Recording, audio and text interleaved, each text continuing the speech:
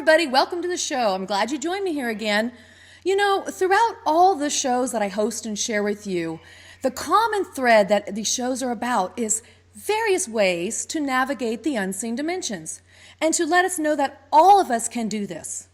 So I'm really excited to bring our guest on today because we're going to get further into some deep dive into some really interesting spiritual phenomenon. Here we talk a lot about spirit communication, extraterrestrials, how to reach your angels and ethereal beings, how to do psychic abilities, mediumship abilities, and then even some. But we haven't spoken enough about cryptozoology or the cryptids. And so that's why I'm really excited about our guest today, because we're going to do just that. Hey, welcome to Creative Visions TV, and I'm your host, Karen Dahlman. You guys, our guest today in this episode is somebody who's from the state of Kentucky, born, raised, and still lives there. He considers himself just an ordinary, hardworking, honest, God-fearing man. He raises his family there. He has his animals. He enjoys the outdoors. In fact, he's a big outdoor enthusiast. He has traveled all around, all corners of Kentucky, north, south, east, west, at all hours of the night.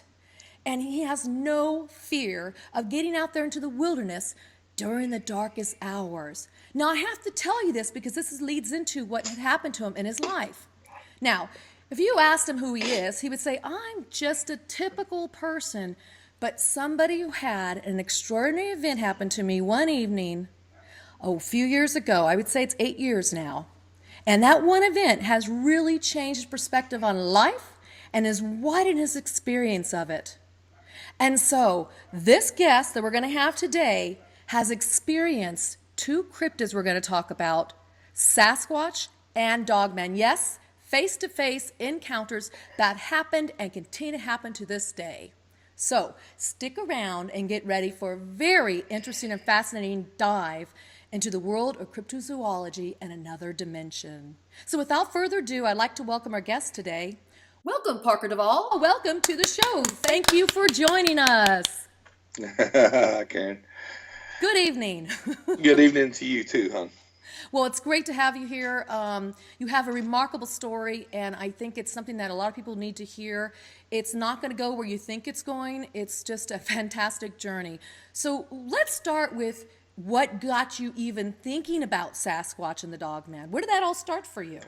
Okay, I grew up, born and raised here. I never read a book. I never went to the movies. It never crossed my mind. I never had a friend that seen one kind of thing. What had happened back in 2006, I'd quit a job 18 years, took the plunge, bet the farm, got a big SBA loan, built a Shell gas station, 18 dispenser, and convenience store car wash. As you know, the bank collapse of '08 hit. Lost everything. Lost my credit, my money, my integrity, my handshake.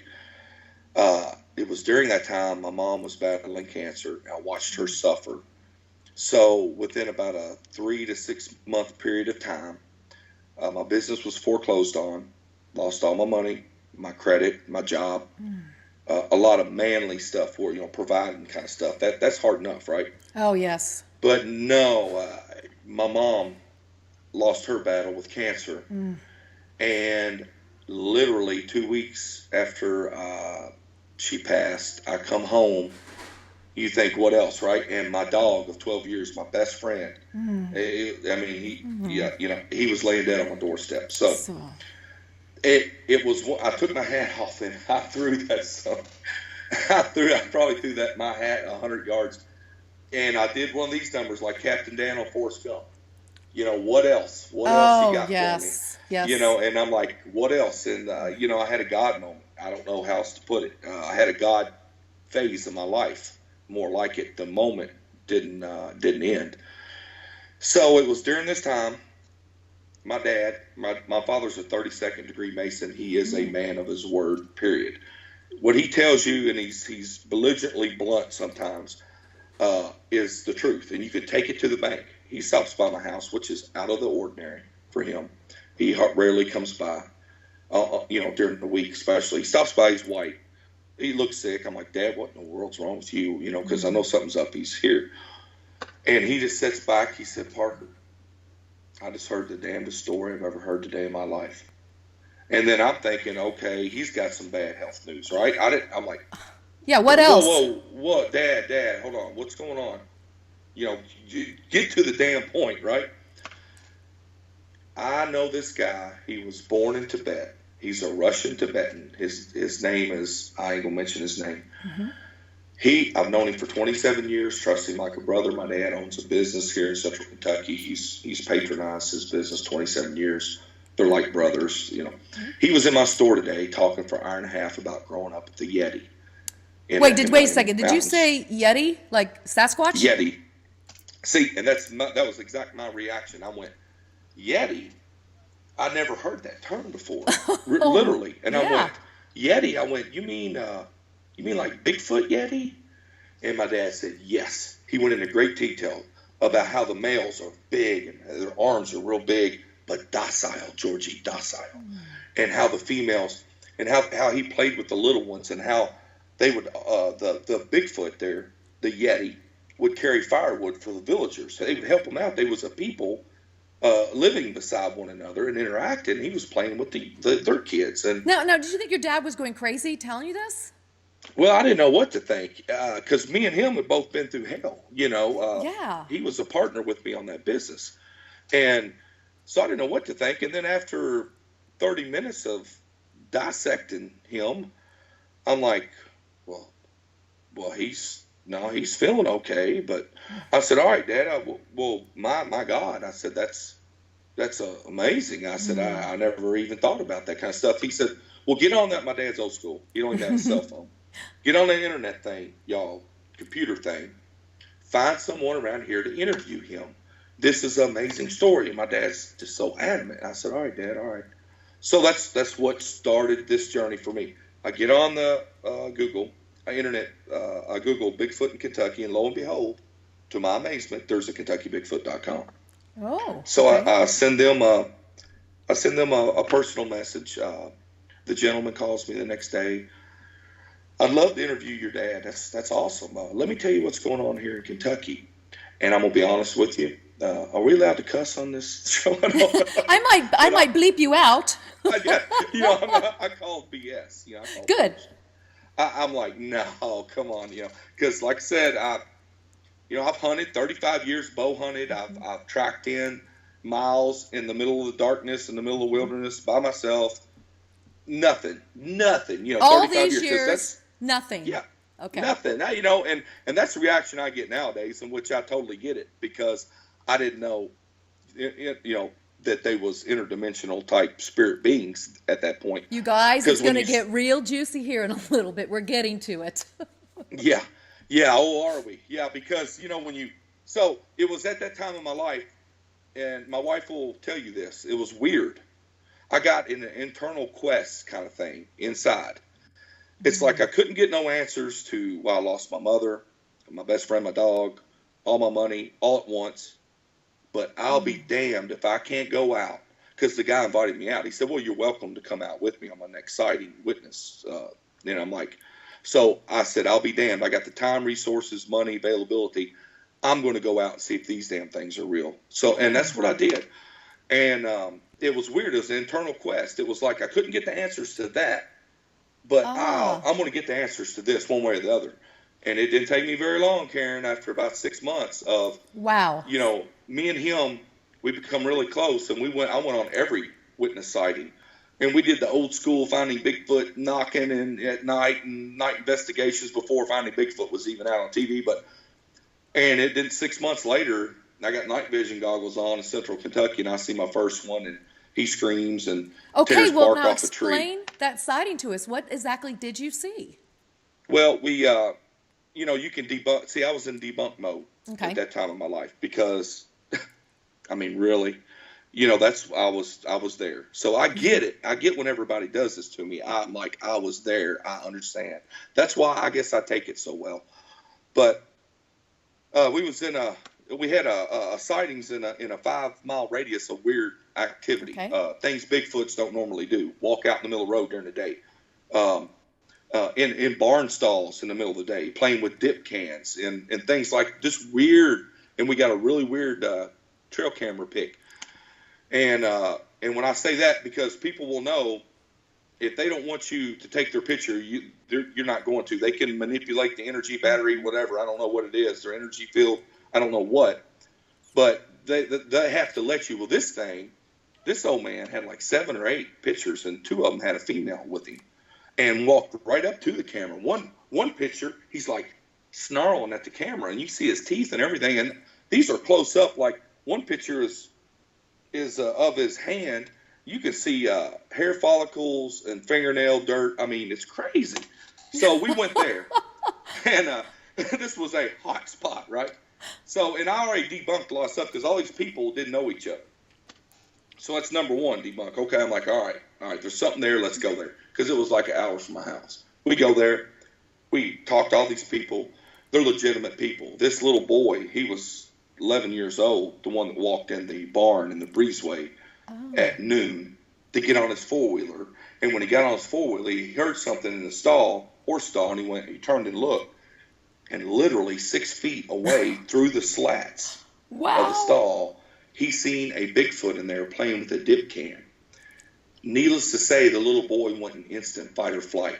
Oh, yeah. He started shaking. He couldn't move. He said he tried to scream, nothing came out.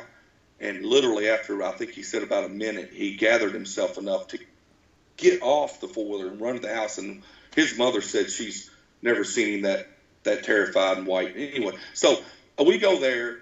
We set up in a graveyard because it's like central location, plus it's a graveyard. A graveyard. Now, why a graveyard? I haven't heard about this related to Sasquatch yet. For some reason, a lot of these reports is close, and it may be for the simple fact there's just lots of graveyards. I don't know, but and plus the graveyard's public, so we could go there at night and set up and not be ran off. Because I'm gonna tell you, people in Kentucky are like Cajun people. They won't mess with you if you don't mess with them. You don't want to get on their private property because people have guns. You do not. No, you do not want to trespass here. They grow things here that's probably not legal, and they make liquid here that's probably not. I've heard about that. You don't go messing around in rural Kentucky. You just don't. That's one thing. Everybody knows that's born here, and so we go to the graveyard. Nobody's gonna mess with us, kind of thing. So. And it was there. We had a guy in our group that was a contractor from Afghanistan. He had snuck over some Generation 3 night vision goggles piece by piece, put them back together. The good stuff. Yeah, that's the good stuff. These things are amazing. There's like daylight at dark, and it's like, unlike most night vision, you can see probably 100 yards away. Parker, I just got myself a pair of Generation 3 night vision goggles. Oh, you're going to love them. I can't wait. They're awesome. So I've got them on, right?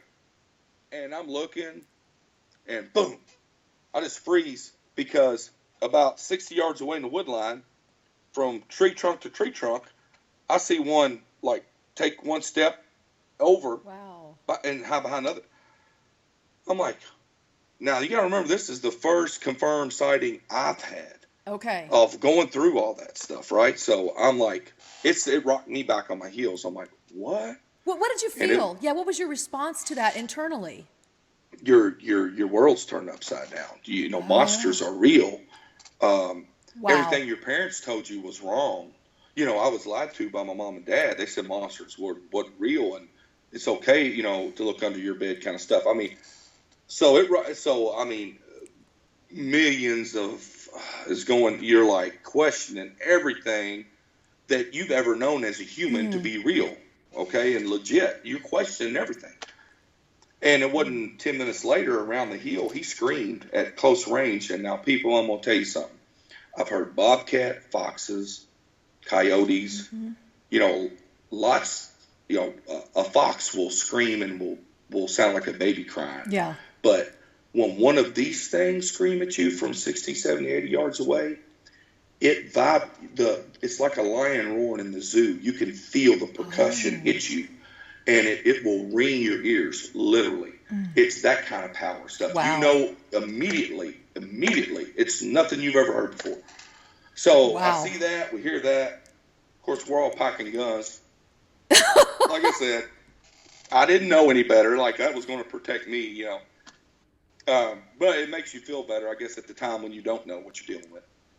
And we take off running over the hillside, and the spring is in, the green grass is fresh and crisp and tender, and you can see, when you shine a light over a hill, you can see footprints coming up to this tree that fell over, and he had raked the bark off of it, and there's a big pile of bark, 2 footprints, and then you can see where he walked off over the hill.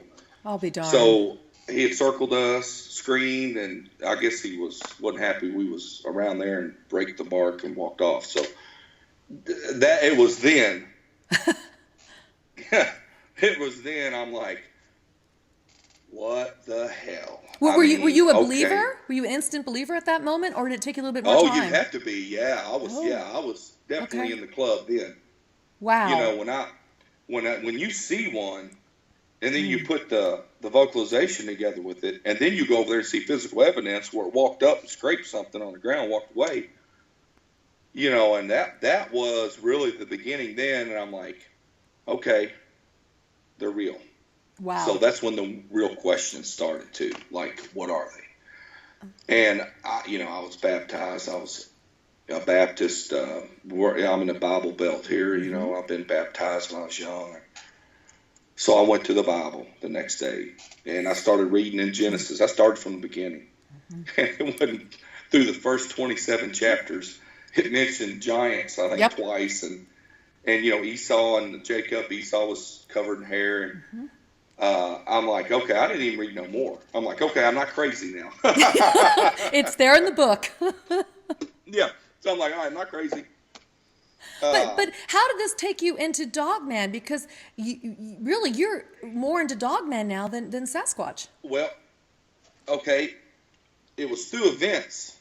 I was on a cave dig with some people. One of them was Dr. Melba Ketchum on her sequencing study. We'd gotten a report from a guy. He had a 9-foot skeleton in the cave here in Kentucky. We all came in and went digging for it.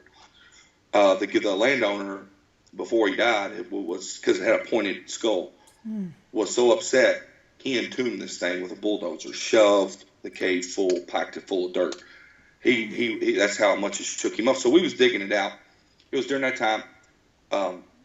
Melba brought in, I don't know what you would call her, but a very special person. But she had a lot of knowledge with the Sasquatch, and there was Sasquatch in the area. We seen them. I took my high school buddy out one weekend down there during the dig. He's like, "What are you doing?" I'm like, "I'm doing this. You want to go?" He's like, "Yeah, sure, right." Yeah, he went. He went all right. He's seen 2 in daylight and heard them speaking English back to me from the woods, from the thicket. What? And he tells all my friends now, I'll never go out in the woods with Parker Duvall again. Was that telepathy? The Sasquatch, was it telepathy, or when he says they spoke to him in English? They did it out. They can do it all different ways, but this was out vocally. Wow. Physically. Everybody talks about telepathic communication too. They do that. Yep. That's how mainly. Yeah. But I guess you have to prime yourself for that stuff. I don't know, or condition yourself. Some people can receive it instantly, but at that time I couldn't. You know, I was, like I said, I'm just a normal guy, but I knew they was there and I seen them. And this person, Arla, she's my sister. She has taught me so much, and I've been out with her in the woods so often. And be it what you may call it, people with the medicine. Okay. Well, she is one of those people. And I've seen what most of y'all would call miracles in the woods with her. I mean, it's amazing. And she has taught me everything. You know, I owe all my knowledge to her. And she'll tell you, she'll say, "Oh, no," but she's very modest, but yes. But she, we met there. We hugged. We connected instantly. And so that's how I met her. And like I said, one thing led to another down this path. And what I started finding out in Kentucky, these Bigfoot sightings, people were saying there's Black Panthers. Well, all they were seeing was a dog man with a black tail, and their intellectual mind made sense of these are Black Panthers. Oh, filled in the blanks to go, this is outside of the box, I can't, so I've got to see it as a panther. That's got to be a Black Panther. And I've heard about those sightings, so that's interesting. So you believe that's really Dogman? Oh, yeah. Yeah. Okay. And they're seen all over Kentucky. Now, here's what I've since learned, too, is the natives, the Cherokee, the Iroquois, they never would settle Kentucky because they called Kentucky haunted grounds. Oh. Now, they would come in with hunting parties, hunt and leave, but they never settle. And that's a fact. You can look it up. So I don't know if is it because of the cave, extensive cave systems. I don't know why that Could is. it be because of the giants that were there? Like the Well, that's where I'm skulls going. Yeah, it's obviously because of the cryptids. Okay. Because 30 minutes from here, there's people seeing a goat man. Oh, I've heard about that. You know, with the ram horns. Wow. And then there's another one in Louisville. And I mean, there's all these legends of these cryptids. Lizard man, an hour from here, that's come up out of the Green River and walked up on a guy's back porch. And so, but there's lots of stories of dogmen here too. And I think most of these people, Bigfoot's crazy enough, but how do you make sense of seeing, a werewolf, more or less, Okay. And I believe that's where a lot of the legends from Europe came from. Werewolves. All they were seeing was dogmen. Very interesting. You go back to Anubis and the Egyptian period. Think about this. This is really interesting. The most precious metal to the Egyptians was gold, just like it is to us today. And what did they make most of their gold out of? Anubis, the big giant dogman guards, right? Oh. So they held him in high regard, high esteem. They called him the gatekeeper of the underworld, god of the underworld. And from what I've learned, maybe there may be something to that. But so it's historically speaking, I think Dogman goes back farther than the Sasquatch does. You do hear about it in the literature. You're right. You hear about from the old country. You hear about, like you said, in Egyptian times. But I think when people talk about dogmen now, you hear it with such fear and trepidation. Fear sells. Yeah, that's Fear true. sells. That's exactly right. People, Fear remember, everybody. And, people want to scare you. That's it. One thing humans have learned: if they want to sell something, use sex or fear. They're going to sell a bunch of it. So. Absolutely. I try not, Karen, here's the way I live. I don't ask people for answers to questions I have. I go get my own. Yeah. And then that takes all that out of the equation. Because I know how people embellish things, and I know that perception is stronger than truth. And, it's like I always say it's like the scene in Harry and Henderson's when that guy on the bike, God, he had big claws and big fangs and running, he's going to eat me. And then, it's like, yeah, but you're still here without a scratch. There's a lot of Dogman talk shows. And, but, 174 episodes, not one of those people has got a scratch. Maybe got a scratch, but they're still there to live to tell about it, right? That's a great point. Facts. Great point. That's the facts. Oh, he was going to eat me, and I feared for my life, and I just know he was going to do this. And I felt, I just knew I was going to die.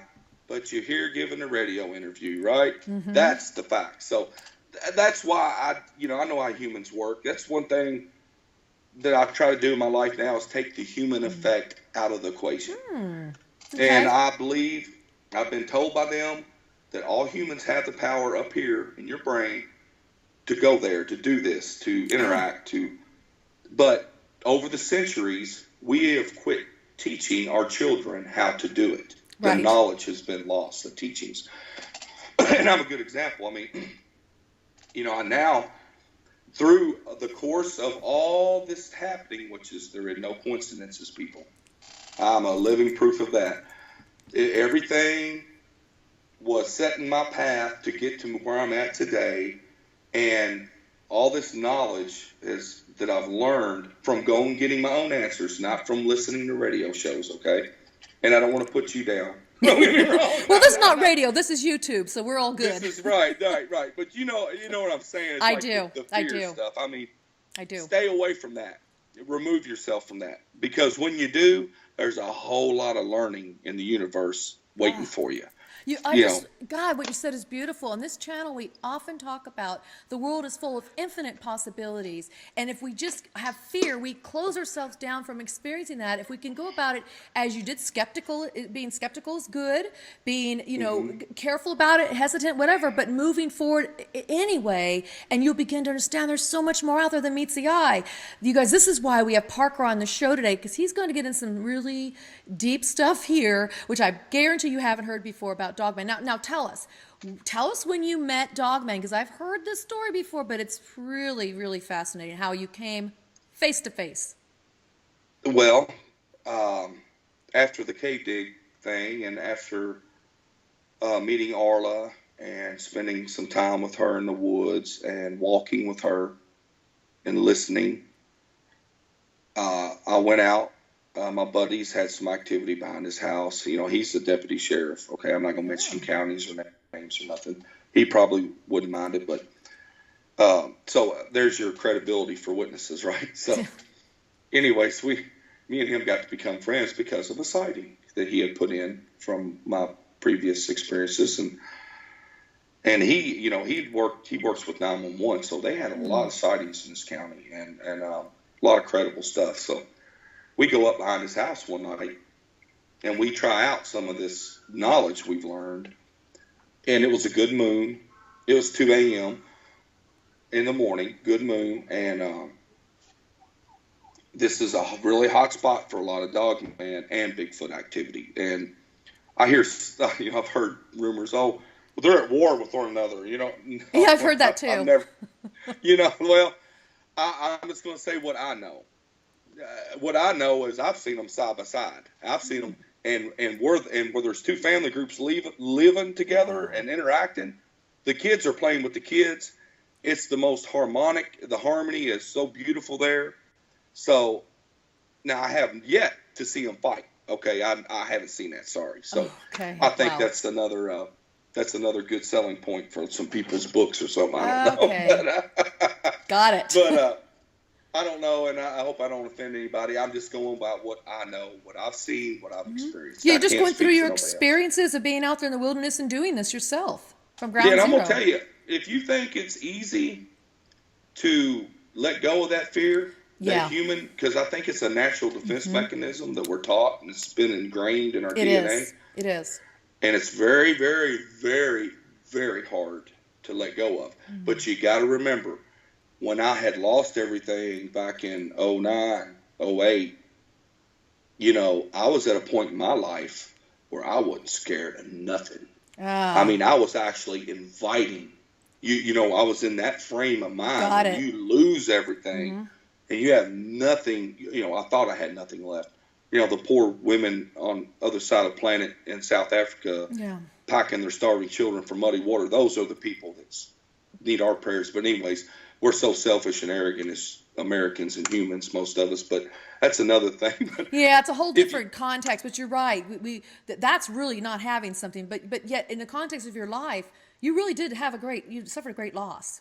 Yes, I did. And all right, you got to put things in context. Yeah, you're right. Right. So it was that point in my life, Karen, I would have danced with the devil if I knew I was going to get some answers to some stuff, so to speak. Just losing the cliche there, not literally, but I mean, I wasn't scared of nobody or nothing, and I invited, like I had a chip on my shoulder. Okay. So I was in that frame of mind. So I'm going to tell you, some of these hills and hollers in Kentucky at 2 a.m. in the morning, I mean, I don't think a lot of humans could bear it, could do it, but you got to let go of it. And when you let go of it and you give it all up, it's like, I always say the opposite of faith is fear, and the opposite of fear is faith. So if you've got 100% faith, you don't have any fear. You have faith in that your plan, your life was written, the Creator's in control, let go. And that's the way I walk. That's my path now. And so anyways, that night, I'm praying. I try to cleanse. I've learned a lot. I used to be religious. Now I'm spiritual. Okay. How about that? I want to clear that up. And I'd like us, once we talk about this Dogman encounter, I'd like us to get into how that switched for you, because I think that's important for people to hear your journey with that as well. Yeah. Well, and it started out my dad telling me the Yeti story and me searching that answer out. And like I said, there's no coincidence. It's one thing led me to another person, to another thing, to another person. And that night I tried it out, and one stepped out. And You're talking about a dogman stepped out mm-hmm. in the Yeah, hollers of Kentucky. yes, right out in like a little clearing. It was like an old logging road kind of thing, and it kind of bended around some forest. The moon, it was a really bright moon that night. You could see like daylight almost. And Nice. I went out and used what I was taught, and it worked. And I was standing there, chest out, chip on my shoulder. I'm like, all right, I'm here, you're there. And I said, to understand you better, I need to be closer to you. I want to see you closer. Can I come closer? Because it's all respect. Everything I've learned about all this is respect, respect, respect. Number one rule is respect. And including yourself, by the way. So I ask him out of respect if I can come closer. And he tells me yes. Now, this is the first time I'm picking stuff up. Okay. Inside, not verbally. Telepathically. Physically. Telepathically, yes. Okay. And because I go with love and compassion and respect.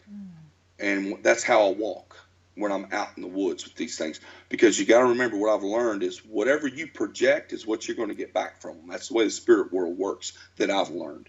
So these people that want to go out with guns and try to hunt them, and they're projecting danger. Well, guess what they're going to get back to them? They're going to get it back. So yeah, some of these stories, I believe they thought they was going to get it. Well, it may be. I don't know. You got, maybe you're projecting the wrong thing. I don't know. But that's the way spirit, the dimension world, whatever you want to call it, works, is if you project love and peace and harmony and respect, that's what you're going to get back. Number one rule. If take anything from this, take that. But so I did, and he said yes. So as I walked around the bend, he had stepped over behind the wood line, and I lost track of him. So I walked up to where he was standing. I did. I mean, wow. I was still in that quest mode of getting answers, right? And that's the funny thing about this, is once you know these things are real, boy, are you on a serious quest then, because that's like life stuff, like creation stuff. Oh yeah. You want to learn you really got it bad then. Well, it changes your world forever. Your perspective of what you believed about the world has certainly changed, because we're taught that these things do not exist. So, right. Parker, when you saw him, tell us what you saw. What did you see? Was he on all fours? Was he on two legs? No, he stepped out on two legs, and stepped out and was standing there. How far away would you say? About 70 yards. And so you could see an outline of him? Oh yeah, the silhouette, yes, and it was plain as day. It was in like a clearing. The moon was bright. It was a dark silhouette, and trust me, because when I'm sitting there looking at him, I just know I could tell he was looking at me, and we connected, whatever that means. Wow. And that's when I told him in my brain, in my mind, in my heart, I said, I understand you better. He's like, come forward. Wow. They're very literal. These things, they're like they're ancient. I think they're ancient beings, and like tribal, like to a sense, like the Native Americans were, like the great chiefs. They was very proud, and that's the way they hold themselves too. Like those set. When I walked around there and I stopped and I looked to my left, he had walked in a ditch and had squatted down. What? And had his arms on his knees. Okay, and he's down in the ditch. And I walk up and I turn and look, and we're eye level. He was probably 9-10 foot tall, and we're literally 5-6 feet away and locked eyes now, because the moonlight I can see is. How are you not afraid of that? How did you get beyond the fear in that moment, Parker? Well, let me finish, because it was at that moment. It was at that moment that old Parker.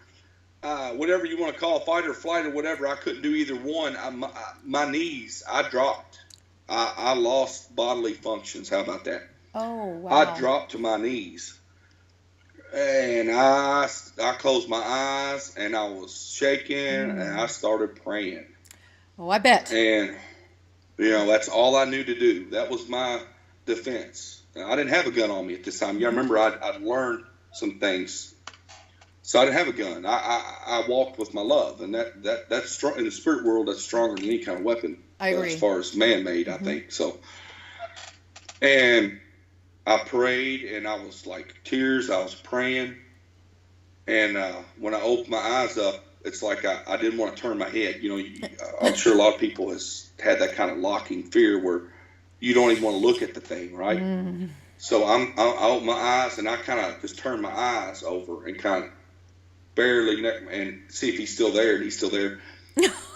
And Oh my gosh. well, it was at that point in time, and I can't explain this, but he instilled solitude, courage, calmness. Oh.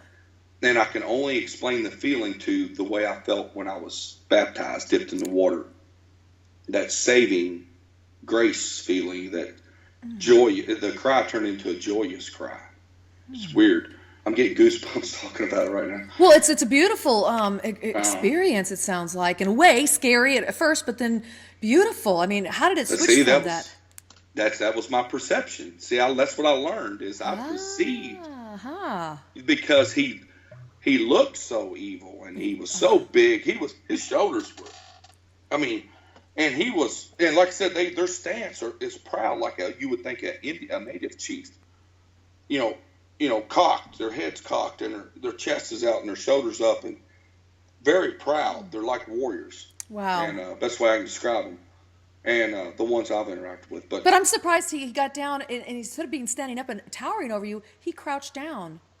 Do you think that was to build a welcome? Yes, that was to, yes, because think about it. If I turn and look, and I got to look up, you know. Yeah. That's intimidating. Yeah, exactly. He took some of the intimidation of the initial, interaction away. Yeah, I know that's what he did. I'm sure of it. And we was eye level. He wanted to get down to my level. And so when I turned, when I cocked my head and I felt that, I'm reliving it right now. I bet you are. I took a deep breath. I'm like, my shoulders dropped. I'm like, oh, okay. And Karen, I just turned to him.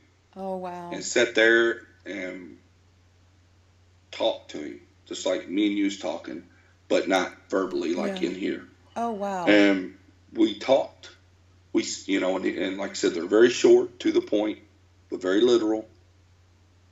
But what did he say to you? What was the gist of it? I thanked him, first of all. Oh. And it was a lot. It was a lot of. It's like we was. It wasn't like a conversation. It's like we was passing information. It sounds weird. No, or I feelings. understand. That makes sense. We was passing feelings back and forth more than we was questions and answers. Okay, the calmness, the sensation of connecting, those feelings from the heart. Mm-hmm. Okay, that makes sense. Yeah, and all of a sudden we're one, and I'm thinking when he's thinking when I'm thinking, and I said, and I thanked him, and I asked him one question because see, when I filmed them, I'll film for 30 seconds, and then I'll stop. I'll pause it. Because it's like you're being disrespectful if you film them all the way till they walk off, and because they gave you a gift to begin with. Take it. Mm-hmm. Thank them. Don't be us, we want to be, we want everything. Greedy. Don't be that. Yeah. Greedy. Mm-hmm. Thank you, Greeds. Hey, Greeds. I want more. I want more. Quick, get your camera. Snap. Yeah. That's not the way. That's not the walk. That's important for people to hear this. It's very important, and that's what I've learned. That's why modesty is number one. But it's like they give you a gift, take a little bit of it, and then stop and thank them for what they did give you. Because I feel like if you get greedy and you go, I don't go out all the time, Karen. Like I got this gift that the Creator gave me. I could go out every night and interact. Well, tell the audience what you mean by this gift, because it is very remarkable, what I've heard.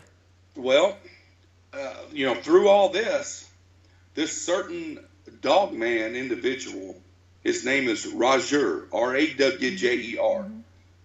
Sounds like French, doesn't it? Kind of like does. Duval. Yeah. Kind of like Duval. Like your name, yes. No coincidence, like me. Yeah, no coincidence. So he's connected to me. And often. and we have talked. I've seen him here at the house. He's banged on my house. He's lifted a 600-pound oak barn door I had out in a burn pile up one night. It's the first time I knew he was here. Well, you have the woods where you live. You have the woods right there. You're right against your home. Yeah, so that's not uncommon to have all kinds of the animals or cryptids too. Yeah, so, and here's how it went down. I went up there and we had the face-to-face. I come home. It wasn't just a few days later. I had drug some really heavy barn doors out to my burn pile in my back field here. And I had to drag them in my truck and chain. I can't hardly lift one corner. They're probably 600 pounds. Oh, geez. Solid oak. And they're huge. I got a big horse barn. And I'm sitting on my back deck. And something picked one of these up. There wasn't no doubt. That's what it was. Up in the air and slammed it down on the other one. Oh, my gosh. It sounded like an earthquake and shotgun all at one time. Bam! Shook the ground. And I jumped. And the first call I made was Darla. Oh, your spiritual teacher, right. That's my teacher, yeah. And, Darla, these things follow you home? She started laughing. Well, they've been known to, yeah. So. That's great. I'm like, cool. All right, so he's here now. And it was cool at a certain point until my back deck here. I'm sitting in the living room, 11 o'clock one night. My wife comes running in, terrified, shaking. Tell him to leave. Tell him to leave. Now, my wife is one of those people that likes to sit in the living room, her own little closed world, read her books, watch her TV programs. She don't want to know. She knows she knows she's seen me, witnessed me go through all this. She knows it's real, but she don't want to know no more. Okay. She's good. Fair enough. And that's fair enough. This isn't for everybody. No, it's not. And, that's what I'm saying. It ain't for everybody, but I'm good with that. I respect that. But how did you guys start communicating more, and how did you know he was your spirit guide? What did that transpire? Well, it was with help with Arla, and then him connecting to me, and it was through conversations that basically he's my spirit teacher, that he's been with me in every life. He passes every life with me. He's been with me from the beginning, and he'll be with me till the end. I'm told that not all humans have them, but a lot do have these spirit teachers. And I can tell you it's no coincidence because my whole life I've had a fascination with the wolf. I did my research paper in college on North American timber wolf. I raised one when I was a teenager. I've been fascinated by wolves. I love their howl. I love their story. I love their plight. That's a good example too. What did us white men do 150 years ago? Well, we about drove the wolf to extinction because they looked scary. That's right. Because they looked scary, and when they howled, it made the hair stand up on her. Really. And then the Native Americans were sitting back at the edge of the woods going, scratching their heads going, what are they doing? Why are they killing all the wolves? Because they know how important it was, the ecosystem. Oh, yeah. Everything's got its place, and well, the Yellowstone's a good example of that. Oh, yeah, when we reintroduced them, the wolves are back. All the population came back. The deer were starting to be controlled, and all the natural animals that were there all came back, and now it's a beautiful ecosystem. Great example. Yeah. Yep, a great example. And so that's what I kind of think these things do to us now is they sit back at the edge of the woods with their arms crossed and scratching their heads at us. Like, why are you cutting the trees down? Why are you putting pavement there? Why are you destroying the forest? Why are you polluting the air? Why are you polluting the water? You humans don't make no sense. That's what I think they're doing to us now. And sorry, my earbud come out. And it's all right. So I think that's they're like they share this Mother Earth with us, and we're destroying it. And they're thinking, why? That doesn't make any sense in the world, But it's greed. There you go. It's greed. So it goes back to the greed and money. Money's the thing that does weird tricks to everybody. It does weird things. That's it. We see it right now in our economy in the world. It's the money aspect of it that drives people crazy. Money. Cuckoo. Yeah. So what is their message? What is the message of Dogman? What is the message of Sasquatch? And by the way, you guys, he sent me some incredible pictures of these beings he's seen in the woods. It's amazing. A great picture of Dogman as well. So what is their message? What do they want you to tell us? Well, basically, a message of hope. It's like, don't, why, like just what I said, why do you pollute the water? Why do you pollute the air? Don't, and respect, because respect, if you respect the water, respect the air, you won't pollute it. It's all about respect. And he's what I've learned, this is where it gets really weird, is when I'm starting to learn that he's my spirit teacher, and like I said, he's walked across the deck, scared my wife to death. He's banged on the side of the house, and I'm told, well, you got to give them parameters. You got to give them rules. They don't know. They don't have any. Right. So I went outside and I sat some down. I said, hey, you're scaring the wife and kids. Let's not visit at the house no more. And guess what? 0 activity since then. Wonderful. Right? So I mean, you got to give them parameters, and I was literally in a hotel. I travel with my business all over the U.S. and I'm in a hotel room in Texas one night, and 11 o'clock at night, I'm laying in bed, getting ready to go to sleep, watch TV. It's boring by yourself in hotel rooms at night, but he pops in, Roger. What do you mean? Pops in like in your in my mind? head. Okay. Yeah, my head. And it's no doubt. This is the loudest, the most energy, everything. And I jumped. I'm thinking, what's up? He's like, get up now. And then I'm thinking, hold on. Because I'm still learning, and I was really learning then. This is one of the first times he connected that vividly to me. And I'm like, do what? And I'm thinking all this in my head. He's like, get up now. Wow. Get dressed now. And it was urgent. Wow. So I do. I start following lead. What else am I? Hey, I have to. And I put my clothes on. And I start walking to my truck in the parking lot. I don't even know where I'm going. And I'm in the middle of the panhandle in Texas. There is nothing there. I know the area. You're right. Oh, yeah. I ran into an old timer up there, a White Earp, right out of the movies. And I'm like, he's like, you from Kentucky? I said, yes, sir. So we got a few hills up there. I said, boy, it sure is flat out here. He said, shit, boy, it's so flat. My dog ran off last week, and I watched him do it for 3 days. So, it's flat. There's nothing. It's barren. I get up. I don't know where I'm going. I jump in my truck, start driving. He takes me an hour away to a little itty-bitty state park in Texas. And all it is a canyon. And they made a state park out of it. Middle of nowhere. Mm-hmm. And I mean nowhere. There's not a house for probably 10, 15 miles. And I drive and I go pull in the entrance. And as I'm pulling in the entrance, it's got one little, like park shack, where you check in. And it's got a roundabout. So people coming out go around, and you go in and go around. So I'm going to the right around the roundabout. And before I get through it, headlights are coming out. Now, this is about 1 in the morning. Yeah, who's supposed to be there at that, something like that time at night? Nobody should be during the middle of the week, too, right? Yeah, and, right.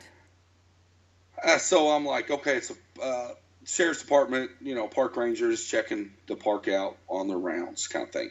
Well, as I go in the park, he comes in behind me. But he don't get close enough to run my tags or nothing. But I can see his lights glowing behind me as I'm going through the park. I'm like, that's weird. I go on in, and I go to this place, and I stop, and I get out, and I do my thing. I go to my Happy Gilmore place, my happy place, and I pray, and I try to cleanse. And what I mean by that is I try to think happy thoughts. I take all the negativity, all the whatever I've got negative in my heart. I try to throw it away right there, and I may smudge and things, and I get back in my truck and I start driving again, and he takes me around, to the campground, and lo and behold, the guy, and I know it was him because it was the only truck in the whole campground. It's a little bitty campground. I think it has 6 spots. He had just pulled in and was walking to his campfire. Now, I'm still learning. Roger told me to stop and talk to him, but I didn't. I kept driving. Okay. I'm like, no, I don't know. I'm going to keep driving, Well, lo and behold, when I get past him and get going out, Roger tells me the story of why I'm there.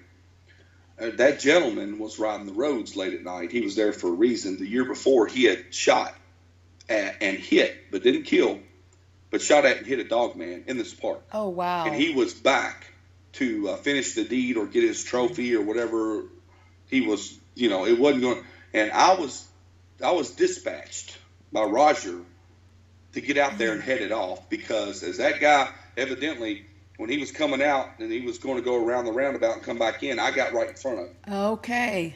And the deed was going to happen right there as he go back in the park, and it wasn't going to be pretty. And Roger would never tell me what was going to happen, but it was going to be bad for the human. And I mean bad. Wow. Because the Dogman that he had shot and hit was sitting there waiting on him. It was going to be an ambush kind of thing. And I headed that off as just literally by seconds. If you think about it, I pulled right. It was a small roundabout. I pulled right around, got right in front of him in a matter of seconds. If I'd have been a minute later, I wouldn't have. I'd have walked. I'd have probably drove up on a really bad scene. This probably would have happened. And this is all because Roger contacted you in the hotel room, said, "Get up, let's go," and he took you there, and you followed. I followed his. Amazing. It's faith. It's faith, right? I followed faith, and because once you know these things are real, and then the weird stuff starts happening. Like I said, I'm a normal kind of guy. All this spiritual world stuff is new to me. Okay. When you start experiencing that, knowing that's real, you've got to follow it. You have no choice. Mm-hmm. I felt I had to, so I did, and I'm glad I did now. And he told me the whole story, and he said, we have to. You need to come back in the morning and heal this. Okay. Okay, and that's what I'm starting to learn. I'm a mediator. He said, you're a mediator between humans, us and humans. When misperceptions happen, misunderstandings, and there's bad confrontations that happen.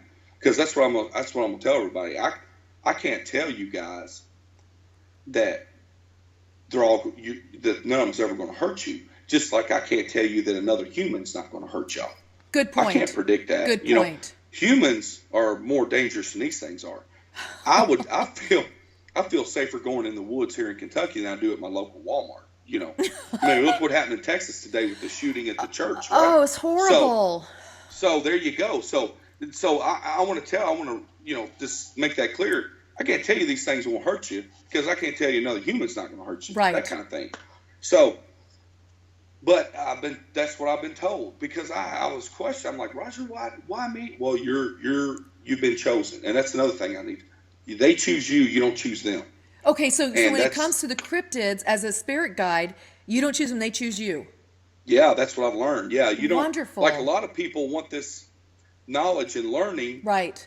But it's like you have to be chosen for it. Now, why they chose me, I don't know, Karen. That's the $1 million question. Well, let's just talk about this. You have this soul contract, to go into each incarnation together. This must have obviously happened way back when, the beginning. Yeah, many lives ago. It's probably been going on, right? Right. So that's in itself. Right. There's a bond built up over those years. So he knew I would go when he told me to go. Yeah, because he knows. You trust him, he trusts you, you develop that. Yeah. I'm going to ask you what's going to sound like a silly question to you, but not always to the people that watch these shows.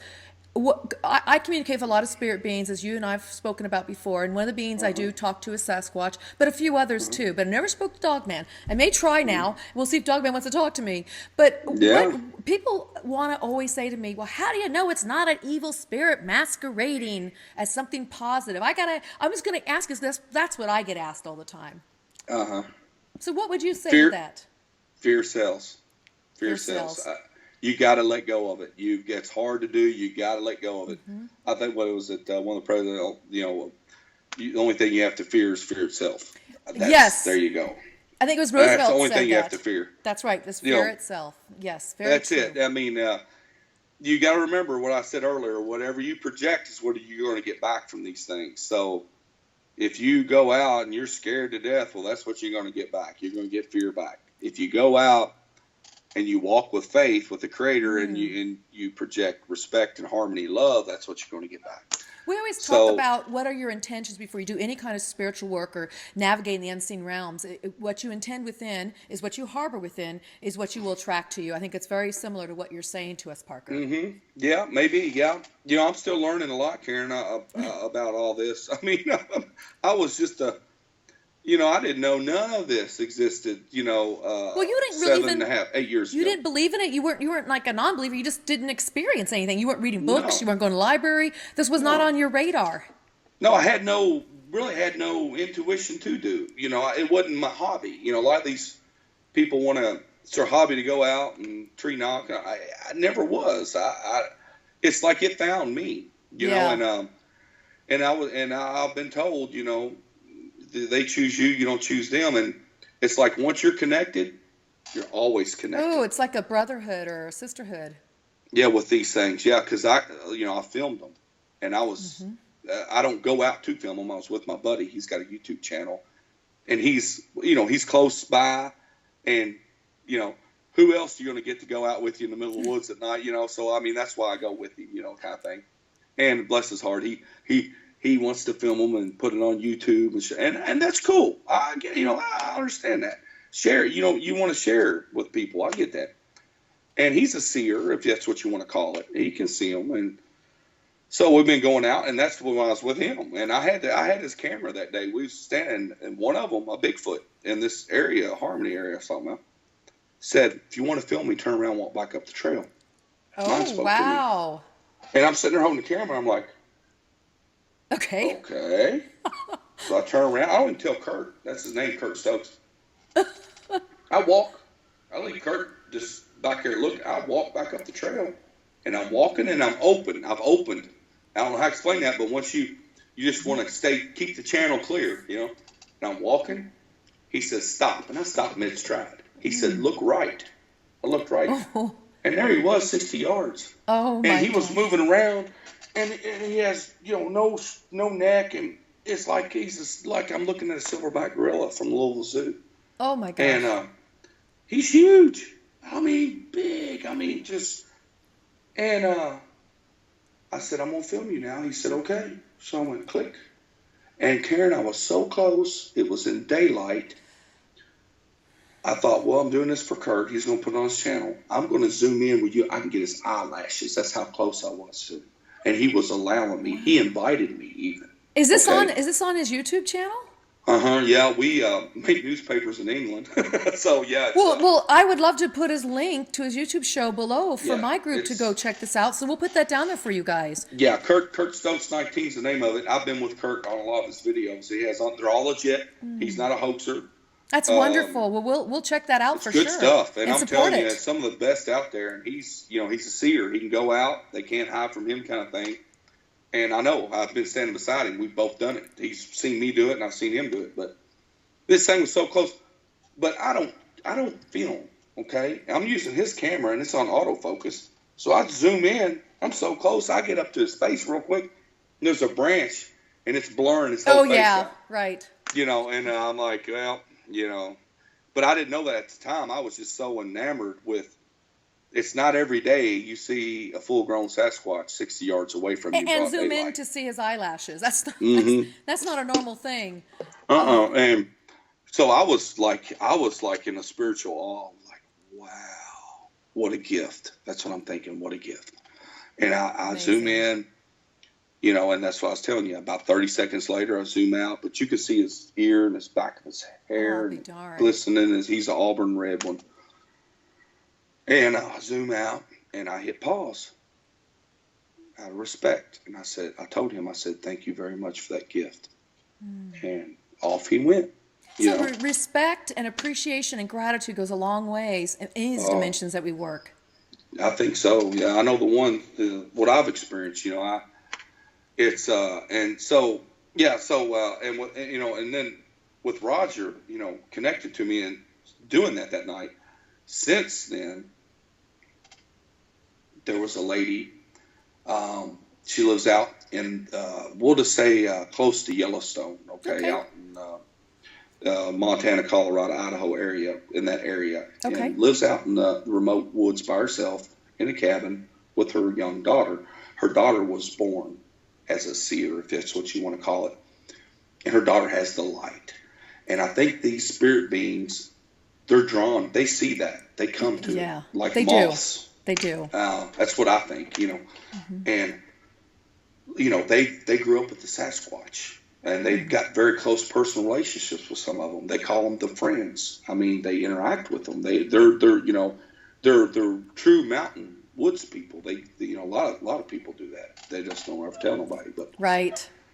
Because it's so special, they don't want to get out and get ruined. But so she goes on one of these fear shows. What had happened at 2 a.m. in the morning, her little girl was woken up by a dog man that wanted her to come out and play. Oh, wow. Okay? Yeah, outside, 2 a.m. Okay. Mom went into mother bear mode. Okay. Because mom didn't know anything about the dog man. All she had been involved with was Sasquatch. And I'm going to tell you, Karen, the dog man puts off a real strong energy, different than the Bigfoot. Okay. Bigfoot is that high euphoria, godly kind of oochie-goochie feeling, right? The dog men are just a total spectrum to the opposite. That gut, evil, bad, dark energy feeling, that's just their energy. But I believe they're put on this earth to teach us about our fear, because that's when we learn the most about ourselves. Oh, they take you into your fear so you can begin to look around inside. Is that what you're saying? Yeah, I think so. Yeah, to teach you about yourself. Okay. And maybe to get rid of it. They did it. What I did tell you is before I went out and had the face-to-face. Yes. Well, I haven't told nobody this because. Oh. But hey, it's all here. But Great. I'm in my bedroom at 2 a.m. the week before that happens, and at 2 a.m. on the dot, I wake up out of a deep sleep, and I look at the foot of my bed, and there's a huge dark figure right In your room? in my room, Oh, my wow. bedroom. Yeah, they can. Yeah, walls. So, 2 by 4 yeah. walls. Well, they're interdimensional beings, is what you've shared with me as well. Mm-hmm. Physical yet interdimensional. So that would mean they could shape or shift into other dimensions and realms. Oh yeah. Yeah. They can, and they can. I've seen them do it. That's Well, what was your experience experience. when you had this dark shadow at the end of your bed? well, the energy. It was strong, and the bed sheets, just like they become steel, and I couldn't move my arms. And I'm strong. I'm a pretty strong guy, and I can't move my arms because I'm trying to get up. I can't move. Wow. Like This paralysis? thing's like paralysis. Yeah? Yes, it's Okay. like I'm frozen and I can't do a damn thing about it. And I get that overwhelmingly what us humans perceive as fear and evil and dark. When I say perceive, but I know now he came to give me that, to show me what their energy feels like, to prepare me for future events. See, like I said, there's no coincidences. That's what I know he was doing.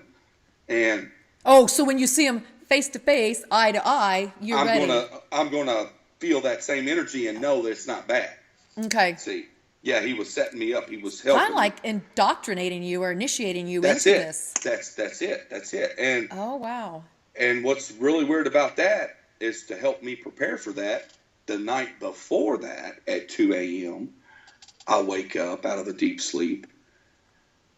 And I smell smoke, and my first reaction is, house is on fire, get the damn kids. So I'm getting ready to jump out of bed, and then this overwhelming peace says, no, lay down, relax. What? And I do. Yeah, I do. I lay down. I can't. It's like I'm paralyzed again, but in a good way. And I just lay down and relax, and I fall right off to sleep, but it was a sweet smoke smell.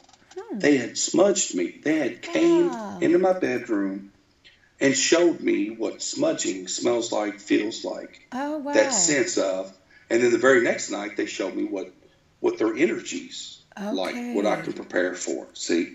I'll be darned. And like they indoctrinated me both times, and I don't know if the smudging was, I don't know if it was intended just for nothing else, that you need to do this when you go out. I don't know. It'll help. I don't know. Cleanse or whatever. But that's what they was doing. And then the week later, that other thing happened. So I was set up for it. Yeah, like you said, indoctrinated. Yeah, step by step, you're kind of taken along the path to be able to look at yourself, look at them, move through the fear, use your faith, and then be able to interact with them. I mean, that's it. It's a total story of like transformation. Now, and trust me, guys, I pinch myself every morning, make sure I'm not dreaming all this, because when you experience this, that's the very first thing that's going to go through your mind. Yeah. I'm going crazy, whatever crazy is. But now the more I've learned, I'll give you an example. People with autism, I think they're the normal people. I think we're the ones screwed up, honestly. That's my true belief. Because they use more of their brain, and that's the part, they say we all got it. We can use it. Well, autistic people have tapped into other parts of their brain. Sure have. So, and we perceive that as, well, they're weird, they're abnormal. No, we're the ones weird and abnormal. We're the ones using 5% of our brain, and they're able to tap into a lot other greater dimensions of the brain. Yeah, that's for sure. Yeah, because, I don't know about you, but most autistic people I've been around, they want to hug you and love you, right? Well, that's what I've been preaching this whole show is love, respect. The few people that I've been around, they just want to hug you and love you, and give you a kiss. There you go. They're the normal ones. We're the ones killing each other out here. We're the ones. Yeah, we can't keep our egos in check. So Parker, we're coming to the place of the show where we wrap it up. And if you could say what the final message is that you'd like everybody to know about your experience with this, about Dogman's presence, a Sasquatch presence, and everything you've been learning, what was it you'd like the audience to know?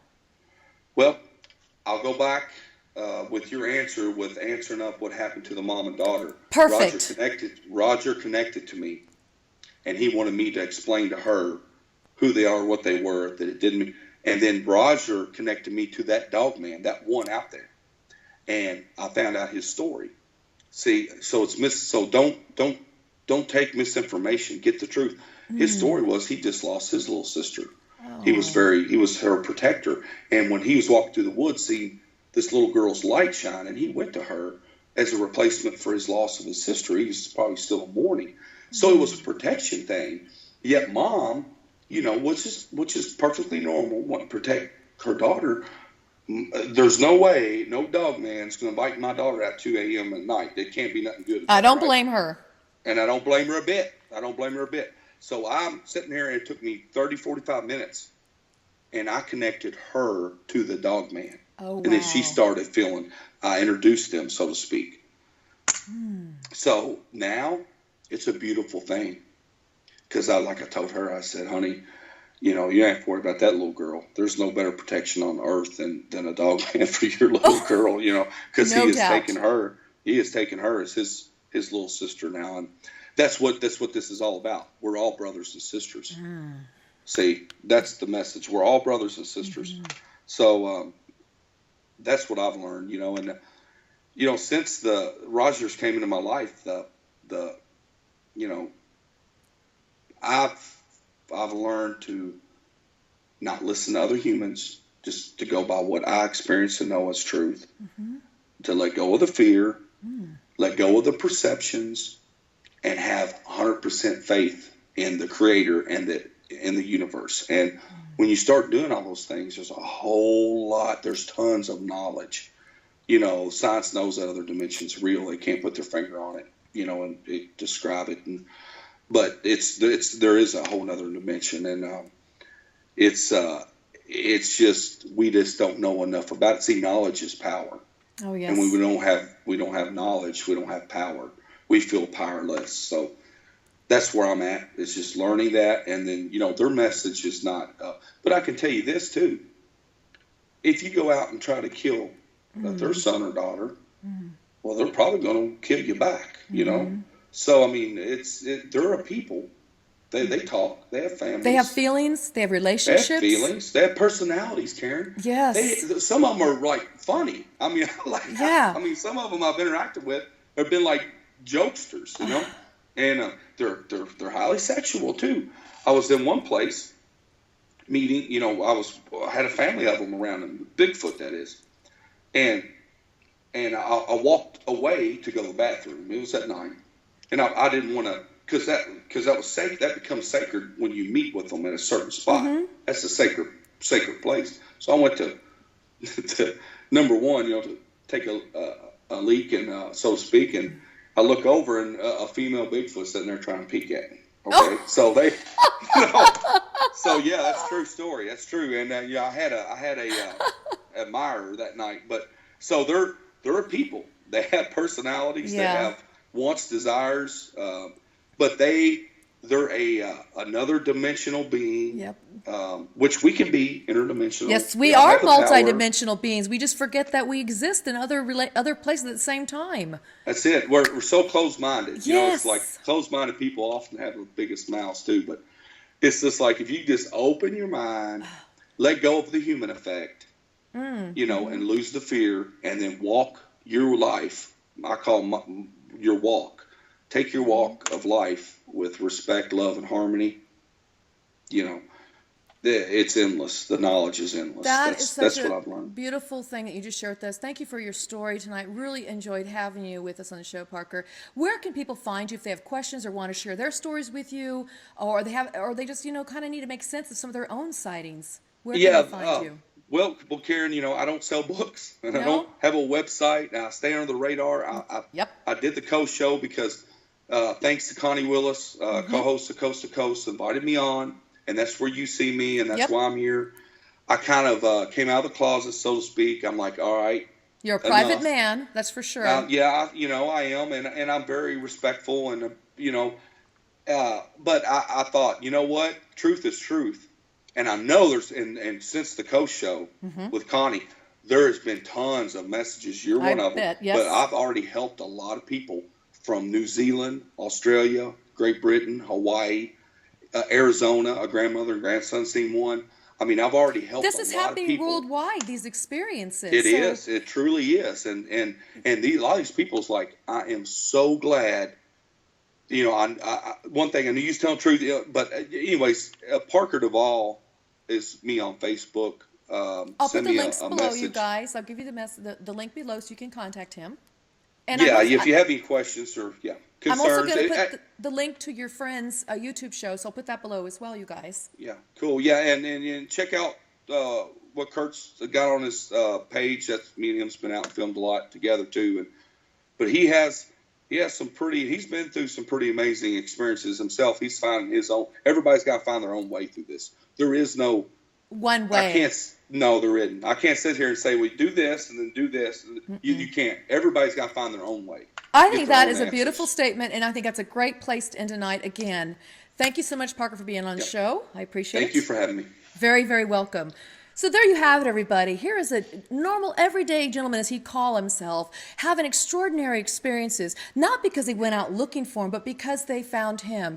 It was his time and his calling to be with his spirit guide again. And what we've learned through his journey is that you can have many ways to reach into these other dimensions and realms, many ways to follow your own path and journey. But the true way to follow the path, the best way, is always through love. And through love, gratitude and kindness and care and respect, you will find that your spirit guides will also be there for you. Whether it's a dogman or Sasquatch or ethereal being, I don't know. But go ahead and get out there and now traverse the expansive realms of unlimited possibilities. Until next time, this was Creative Visions TV, and I'm Karen Dahlman, and I'll see you again real soon. Thank you for joining me.